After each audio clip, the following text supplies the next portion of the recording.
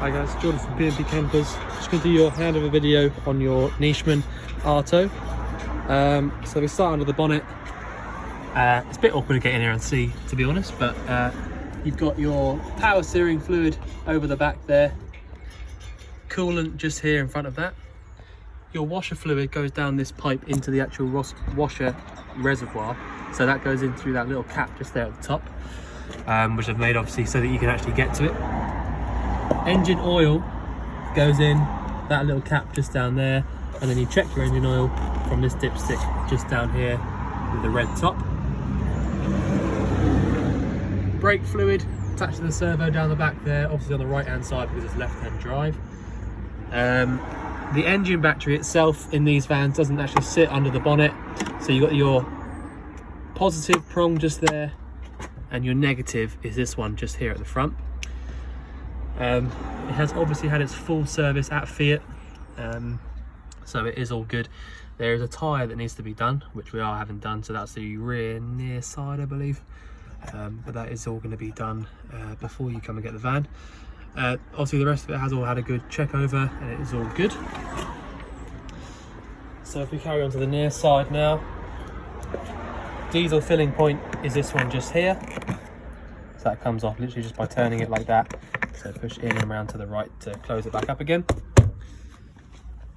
You have got wet storage just down here in this cupboard, which you can pull out and put whatever you want inside there. Your waste and freshwater drains are in this next cupboard down here.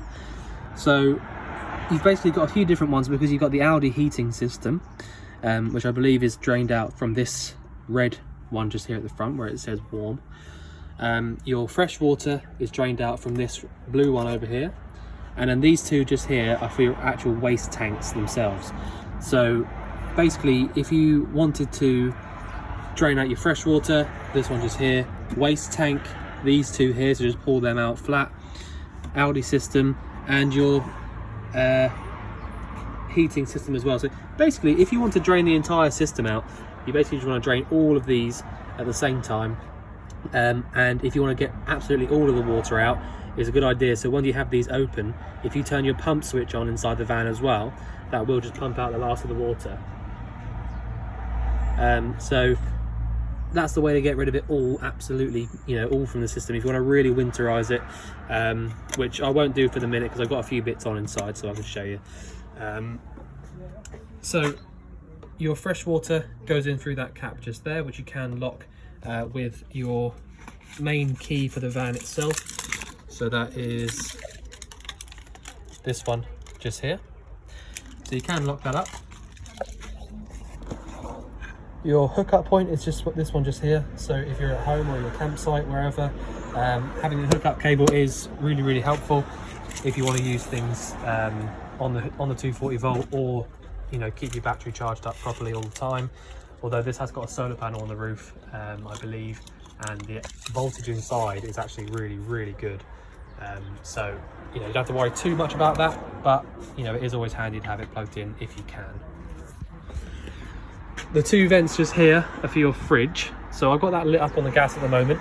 If you put your ear to it, you can actually hear the flame, but there's a couple of ways to know that it's lit up, which I'll show you when we get inside. In the back here, there's not really too much to show you, apart from you've got a exterior water point over there, and also that your awning winder is hooked up here as well. When I did the hab check, I have had the awning all the way out and re-lubricated it and put it back, but to be totally honest with you, it was completely perfectly fine when I got it out. Sometimes I need a little bit of adjusting and things like that, but I must admit I think this van's been kept really nicely, so I didn't have to touch any of that. It was all good, exactly how it was.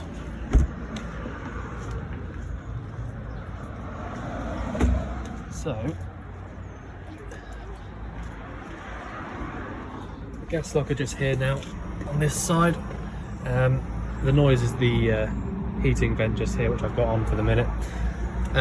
You've got a duo controller up here, so both bottles are connected up to this duo. So in the position that it's in at the moment, both bottles are being used simultaneously, and if one runs out, it'll automatically switch over to the other. If you find that you turn these bottles on, which are from these top little bits just here, and no gas comes through into the van, you can try a couple of things. You can try pushing this little button in here, and if that doesn't work, just give these little green ones here a little push as well. But you should only ever really have to press this one in, if any. It's only really if it thinks it's been sort of crashed into and things. So you've also got at the back, I won't open up the locker here because I've just shown you in the other side, and to be honest, there's not a lot to show you in here on the video. You've got your external gas point just here, so if you had a barbecue or whatever, you basically just plug that in there and turn your handle inside there. And your toilet cassette locker, so to remove that, lift up on the orange tab and pull the entire thing towards you. You have got the SOG unit just here, so you will need to take that off to actually remove it completely, but you just take this cap off, empty it out, and then put it back in. Right, so inside, I left this bit of floor out just so I could show you in here properly, because there's lots of important things to show you. Right, so over on this side, this part here is your battery charger.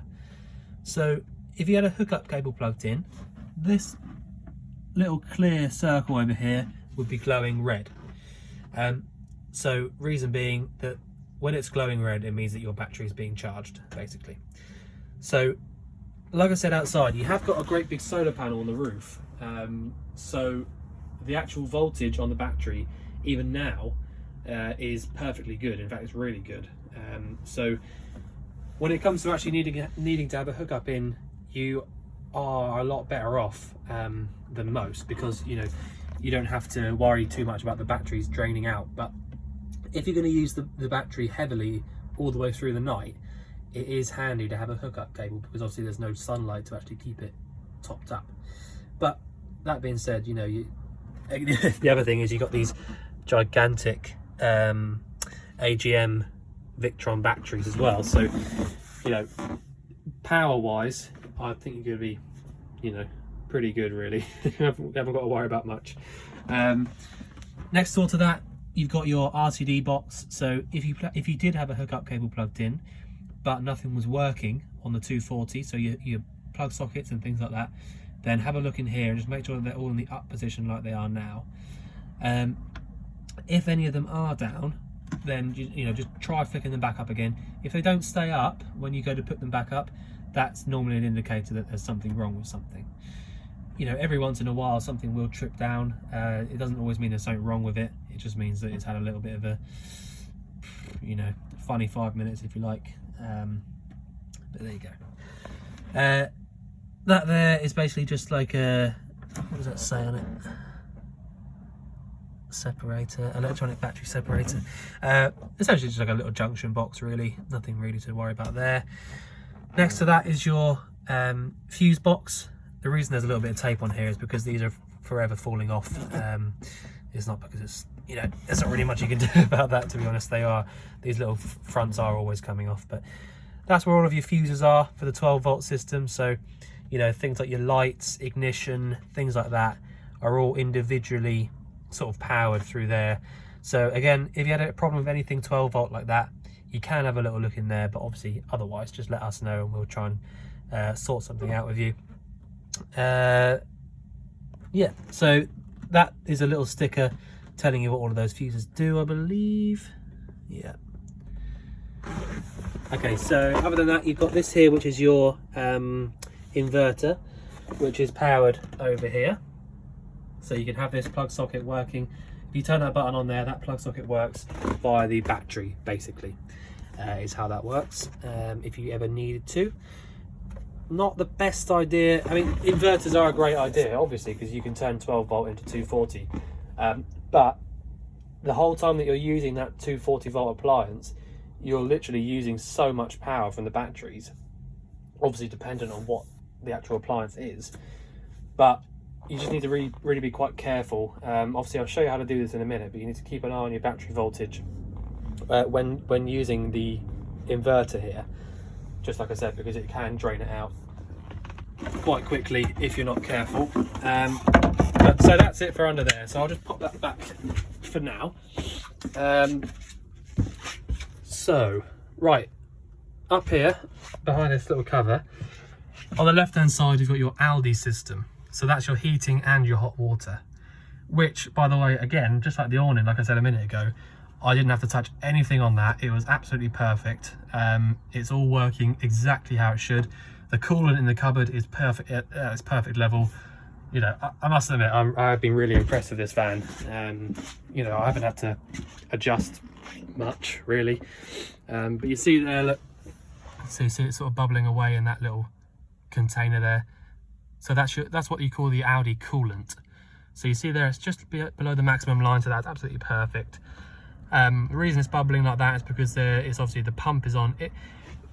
Basically what happens is it's, I'm not sure if you're familiar with the Audi systems themselves. I can't remember if you said you'd had one before, but the Audi system sits underneath that seat there, and what it does is when you turn it on, which I'll show you how to do it in a minute, when you turn it on, it lights up just like a normal heater or boiler, anything else.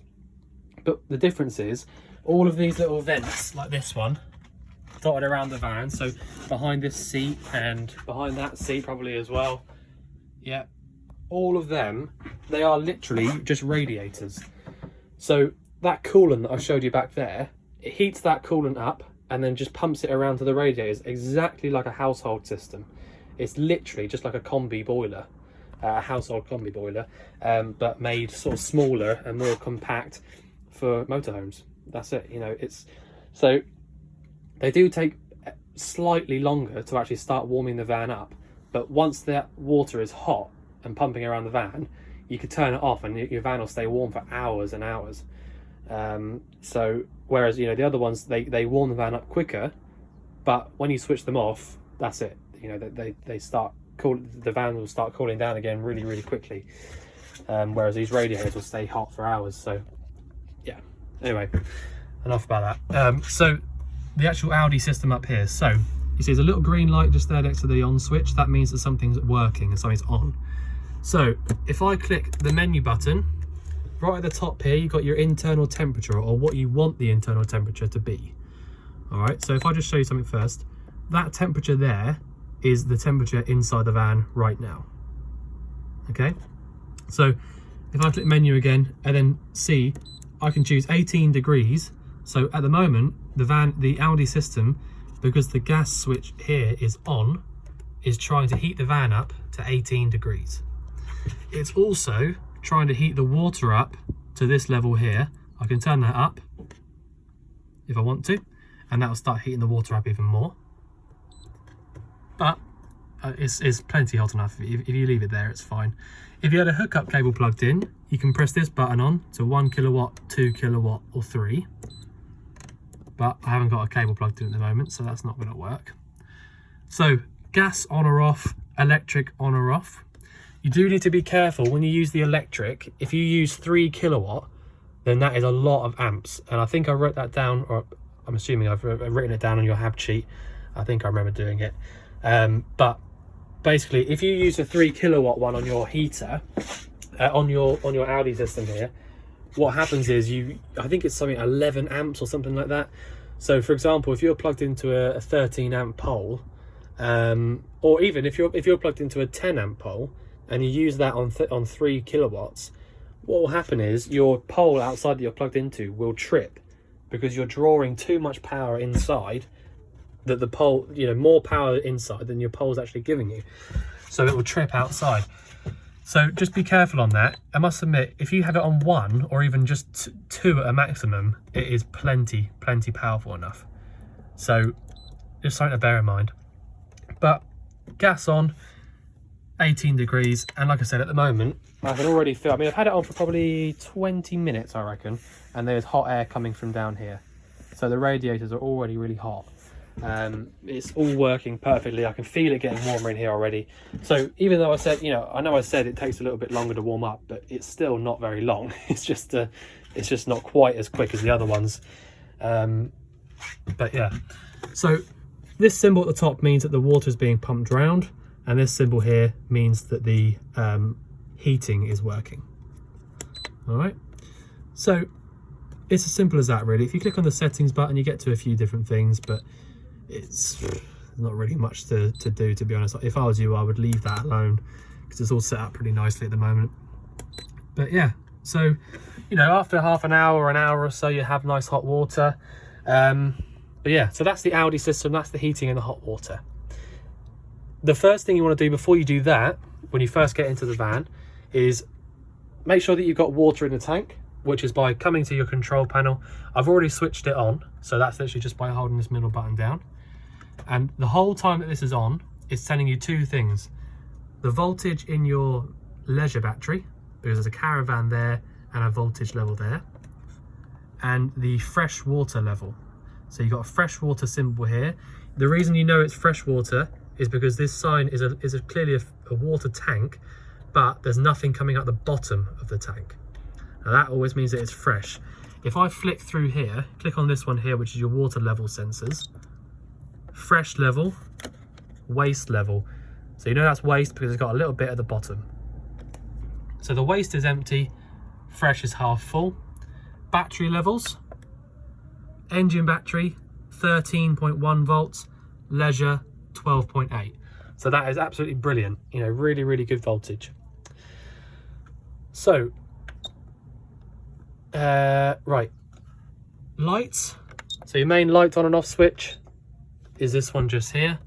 Obviously there are switches dotted around everywhere in this van, so you can sort of really go around and make it your own. Make sure you know which ones you do and you don't want on.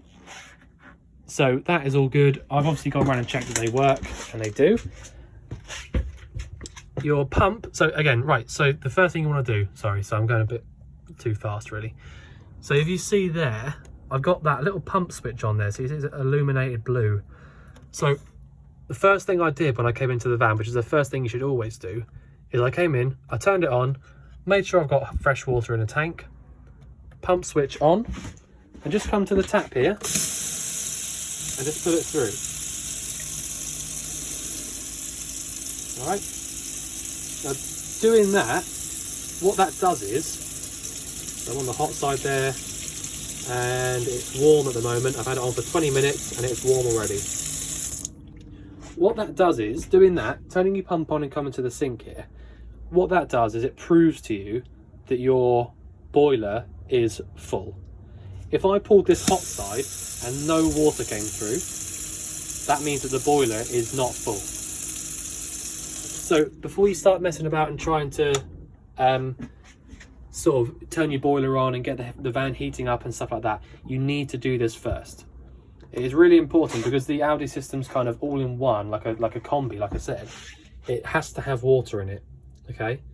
So once you've done that, you're good to go. You can do whatever you like and do all that Audi stuff that I was just showing you there. But that is very important to do that. So the other thing that you can do, if you want to, or not if you want to, it is useful to do it. It's just come into all of your sinks as well. You don't need to do it with the shower because that's, you know, that's totally different really. But just come here and just pour your tap like that on the hot and the cold. Make sure you've got nice water coming through there, which you can see there it is going through there nicely. Reason for doing it here as well is that basically you've got your whole system works in the same way. So basically you've got the system here. So like I said, all the pipes all run from the boiler and the fresh tank. So if you pull this tap here and it's lovely and clear and it looks good, that's great. But you might well find that when you try using it in the sink, you have no pressure. The reason being that because it's all on the same system, you can have air blockages and air locks anywhere, really, anywhere at all. So doing that is really important, just to make sure that you've got no air in the system. You can pull that back out of the way if you want to get in the shower, but for the most part, you just want to leave it there. Toilet is really easy. If you tried to take the cassette out from outside and you find that you can't take the cassette out more than 2 inches or so, that means that your flap here is in the open position. All right, so it needs to be in the closed position where it is now, but to open it up, you push it to the right, and when it's open like that, I don't know if you can hear it, but you can hear your SOG unit working. So I know you said about it when you were here, but basically the SOG unit, what it does is when you open that flap up, there's a little fan just inside and it blows out all the bad fumes outside. All right, so rather than coming back into the van or back outside, it gets rid of it nicely. So that's how you open and close the flap. And to flush it, you push this button here, like that, assuming that your water pump is on as well. And then we'll just drain it out.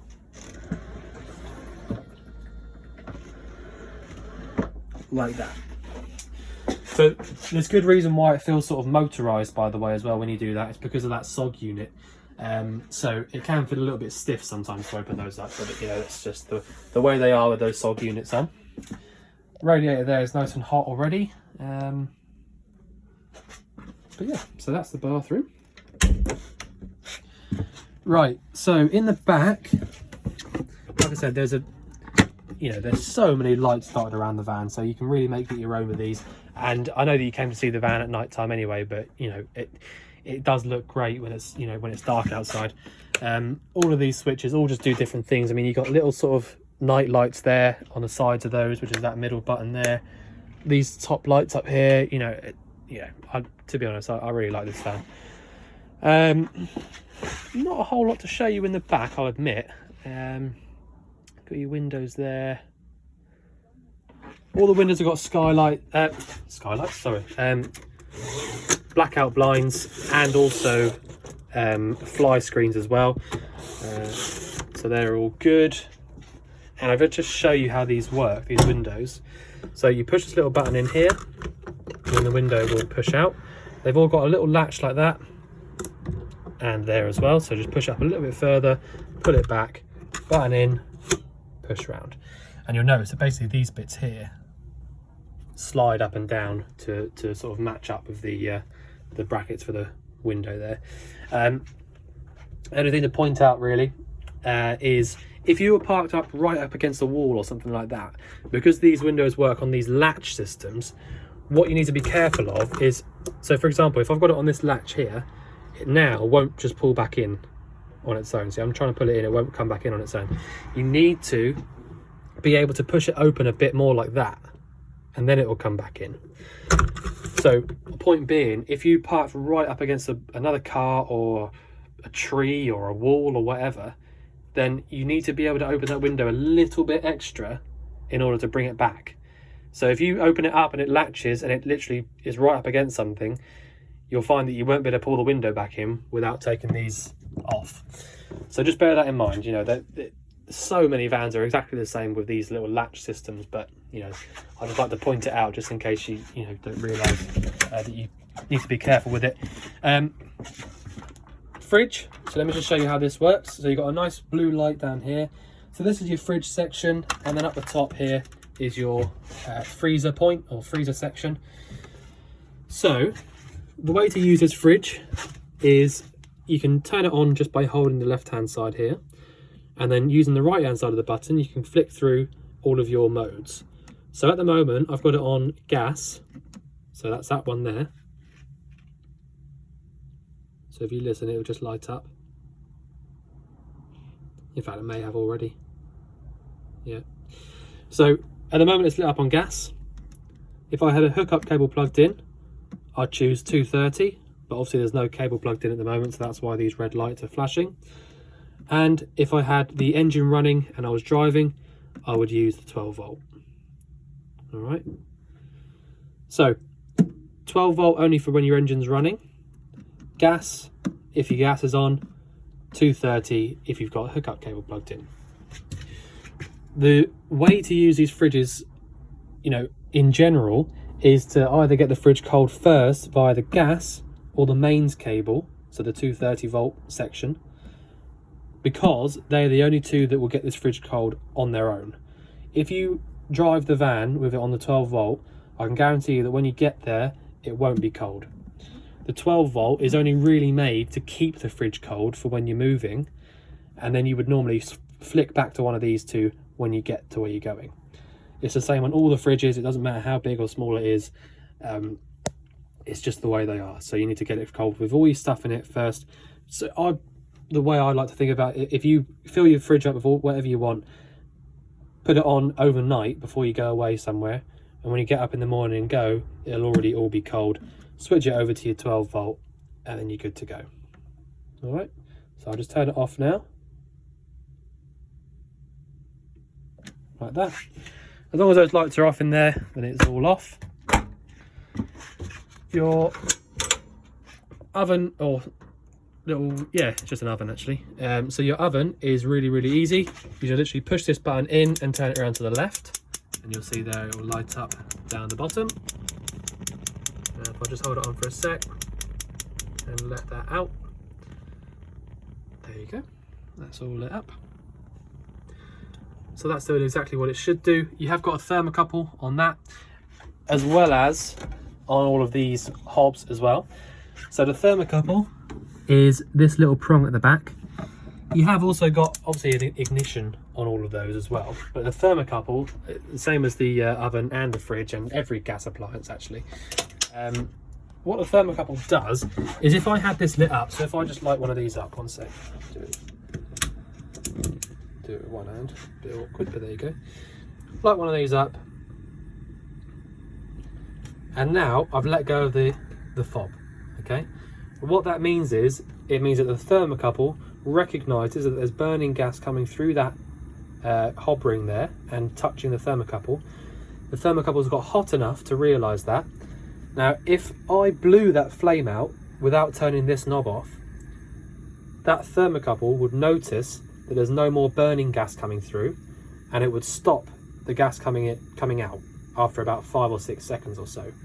All right, so if I turn it off now, after a few seconds you'll hear a big clunk.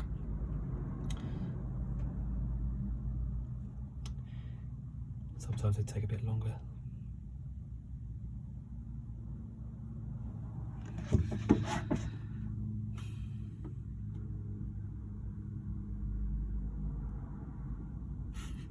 It's typical, isn't it? I'll just try and show you it, but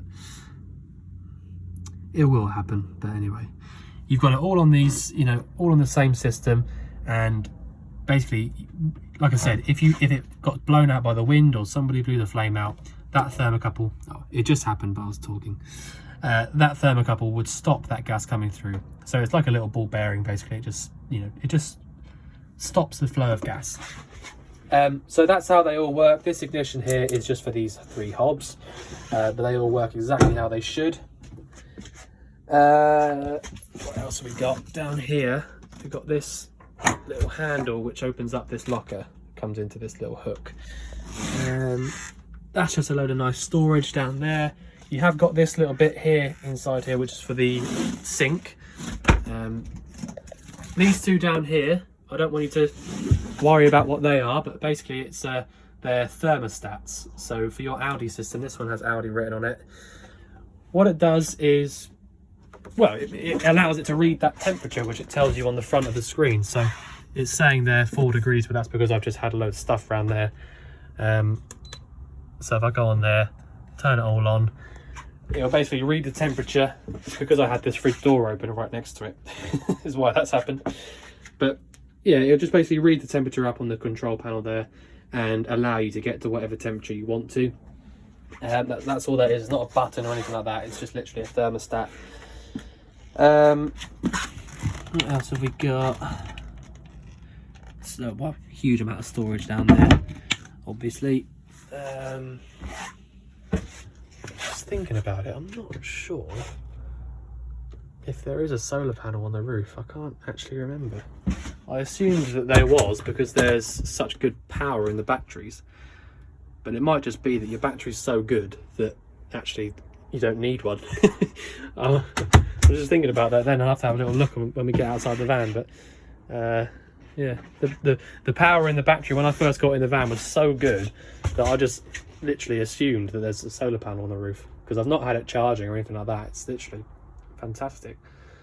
But there you go. Anyway, you've got a fire extinguisher down here, which, to be totally honest, could be in a better position, but it is easily accessible, so you can get down there and grab it if you need to, which is why I haven't failed it on your sheet. Automatic self-leveling system. I pointed that out to you last time when you were here, but it is so easy. I mean, it's so good as well. You literally turn this button on, it will just sort of get to its own level. You can move it up and down exactly where you want to, you know, everything really. But you know, have a little fiddle with that if you want to, and just see what you like. In the actual cab itself, I'm going to spend a little minute down here actually and show you a few things. So we'll start over on the left hand side. So we've got all of these buttons over here are fantastic, I think. I've never seen a motorhome where it all kind of just in the same place. It just seems correct, you know. I don't know why the other vans don't do it, but there you go. So you've got your electric adjusting mirrors, which is from this one just over here. All of these are doing individual different things. You've got your main screen coming down there, which I know you said that you had a little play with, or seen already. So that's from there. If you forget to bring your step up before you start driving, you can do it just from here as well. This one here, I am not 100% sure. It may be heated mirrors. I'm not sure. I'll have to have a little look at that. Lights for over the cab. So you've also got over here as well, cruise control, main on and off lights switch there. Indicate washers and wipers are on the right hand side of the screen, steering wheel here, and your indicators are on the left. 6-speed manual gearbox, which by the way, when I picked it up from Adams Moray, just drives so well. You know, being a nice powerful engine like it is, you know, I must admit I was expecting it to feel a bit sluggish when I was joining the motorway, because it is quite a big van, but you know, I'll tell you what, it doesn't. You know, it's really nice to drive. Plenty of power. If you have it in reverse, you can choose camera 1, camera 2, and that'll come up with the reversing camera on there. That's when the engine's running. But if you have your control panel on, like I do at the moment, you can actually have this working as well. So you can have the radio on, which also, if I can point out, you've got really nice speakers in here, which actually work really well. I'm not sure if there's any others dotted around the place, but there might be, I'm not sure. But it's plenty loud enough as it is.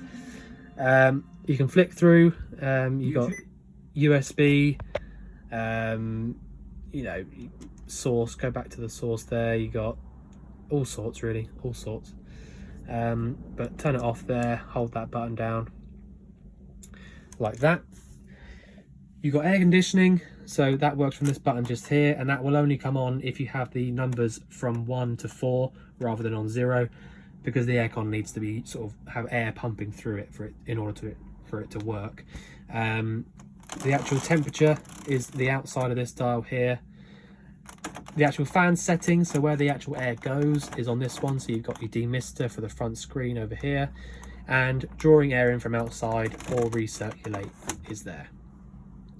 Front and rear fog lights, hazard lights there in the middle, lock and unlock the cab from inside, which, to be honest, they've left them there because it's a nice spec cab, but I'm not even sure if it would work because you haven't got any front doors. So they may be a bit sort of irrelevant, but there you go, it's all there. It's just showing you that it's a really nice spec cab basically. The bonnet release is just here, and you can adjust the steering wheel by this big lever down here. I'll move that back in a sec because I've obviously just put it in a really stupid position, but there you go, that's how you can do that.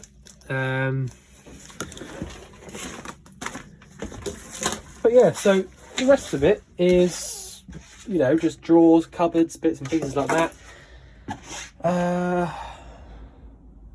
Yeah, I'm just having a little think if there's anything else to show you.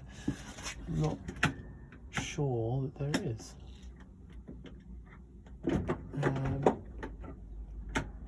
I don't know. Yeah, so I think I've pretty much covered everything. You've got a couple of skylights up here. So you've got a main blackout screen on there, and of course your fly screen as well. All links up like that. And this one opens up just by turning this dial a bit there. One thing to point out with these skylights is that when you come to putting it down, I mean, that'll just go up and up and up and keep going. But when you put it down, I don't want anyone thinking that when you get to the bottom, so at the moment it's touching the bottom, all right? So it doesn't actually go down any further now, but I can still open it and close it, okay? So you need to carry on with this winder until it stops. All right, so it's stopped there. So now I'll pop that back up in there, and now you feel absolutely solid, not going anywhere at all. So that's the same with that skylight out the back there. And by the way, you would normally, most motorhomes have a big skylight in the front and a small one at the back, but they've decided to put a great big one in the back as well, which is just so much better for light. But yeah, there you go. Right, I'll stop going on about your van now. Right, so I think I've covered everything I can. If there's anything I've missed out or anything you want covering or any questions you have, just let us know. I've tried to be thorough with it, but you know, if there's anything else you want going through, just let us know. But otherwise, we look forward to seeing you on Friday to collect your van. Thanks very much.